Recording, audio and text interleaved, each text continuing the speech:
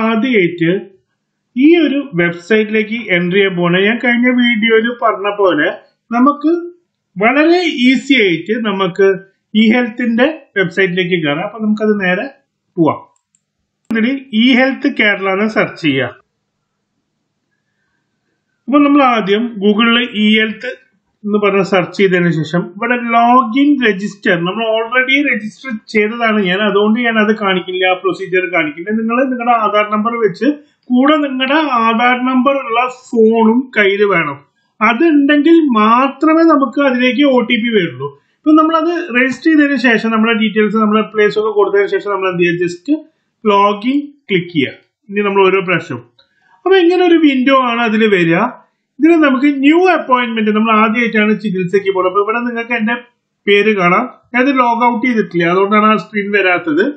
ഇപ്പൊ ഞാൻ സപ്പോസ് ഞാൻ ലോഗ് ഔട്ട് ആയിരുന്നു വെച്ചാൽ ഇതവിടെ ലോഗിൻ ചെയ്യാൻ എന്റെ ആധാർ നമ്പറും ഈ ഇ ഹെൽത്തിന്റെ പാസ്വേഡും ഒരു കപ്പാച്ചയോ അടിച്ചു കൊടുക്കണം.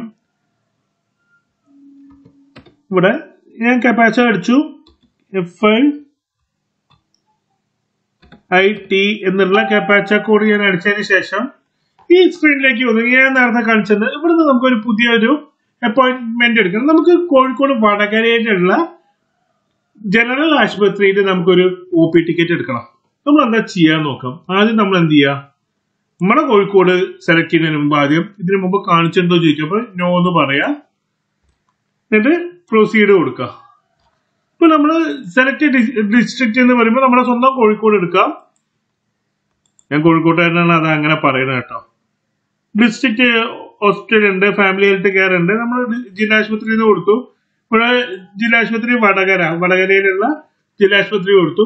ഇവിടുന്ന് നമുക്ക് വേണ്ട ഡിപ്പാർട്ട്മെന്റ് ഇവിടെ നമുക്ക് ENTയിലാണ് കാണിക്കേണ്ടത്. ENT എടുത്തു, പ്രൊസീഡ് എന്ന് കൊടുത്തു. അപ്പൊ നമ്മുടെ ഇവിടെ ഡേറ്റ് കൊടുക്കുക, ഏത് ദിവസത്തേക്ക്. എനിക്ക് 29-ാം തീയതിക്ക് ഉണ്ടോന്ന് നോക്കാം. ഇവിടെ ഇൻകം കൊടുക്കുക, അത് 2000 എന്തെങ്കിലും കൊടുക്കുക.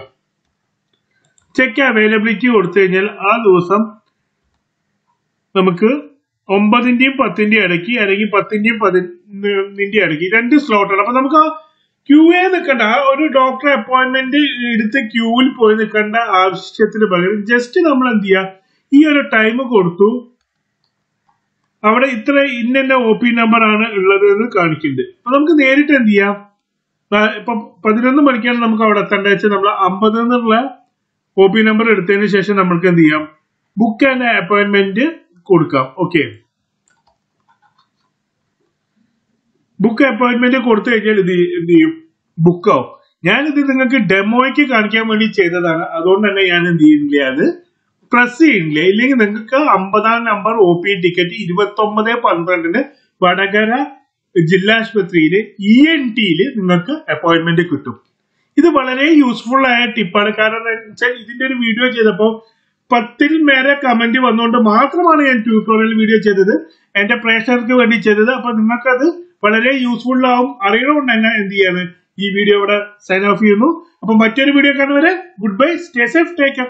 ചാനൽ ആദ്യമായിട്ടാണ് കാണുന്ന വെച്ചാൽ ഒന്ന് സബ്സ്ക്രൈബ് ചെയ്യുക, തൊട്ടടുത്തുള്ള കുഞ്ഞു ബെല്ലൈക്കൺ പ്രസ് ചെയ്യുക, ലൈക്ക് ചെയ്യുക, കമന്റ് ചെയ്യുക, മാക്സിമം ഷെയർ ചെയ്യുക. ഈ വീഡിയോക്കൊക്കെ മാക്സിമം ഷെയർ ആണ്. ഈ വീഡിയോ ഒന്ന് ഷെയർ ചെയ്യാണ്ട് നിങ്ങൾ വേറെ എന്താണ് ഷെയർ ചെയ്യുന്നത്. അപ്പൊ മറ്റൊരു വീഡിയോ കാണുന്നവരെ good bye, stay safe, take care.